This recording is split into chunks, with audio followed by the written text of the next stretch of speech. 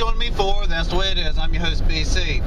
Today I'm going to tell you a little story, and then I'm going to explain my story. There was once a little boy who was out, he was watching sheep, and it was Sunday, and church bell was ringing. So he's seeing people going to the church to pray.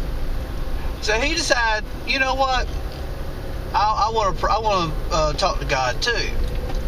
So, he gets on his knees and he's wondering, he's like, I've never prayed before, which is a sad thing. And that's the way this country's coming. We're not teaching our kids to pray.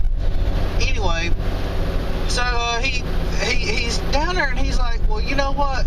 I'm going to say what I know. So he goes A, B, C, D, E, F, G, H, I, J, K. And then all of a sudden, the guy was listening. The guy was going by, and he heard the little boy back there saying his ABC.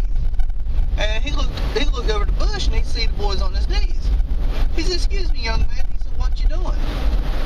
He said, "I'm praying." He said, "But you're reciting your ABCs." And the little boy says, "I've never prayed before, and I figured I would say what I know, and God will put the words together, and He'll know what I want or what I need." And the man wondered a moment, then he said, "You know what? You go right here." He said, "You're doing exactly right." He said, you are 100% correct. And the guy starts going back, starts on his way back to church, knowing he had already heard the greatest sermon he's ever going to hear. Man, and and that's the way it is. I mean, all you have to do is just tell God what's going on. I mean, just talk to Him. Believe it or not, He is your best friend. And, our country is losing sight of all of that. We got so much going on with the gay rights, with abortion, with invasion of the United States. I mean, a whole lot of things going on. And, yeah, we're being invaded in different ways. Whether you know it or not. Man. It's ridiculous, I mean, who owns all the gas stations?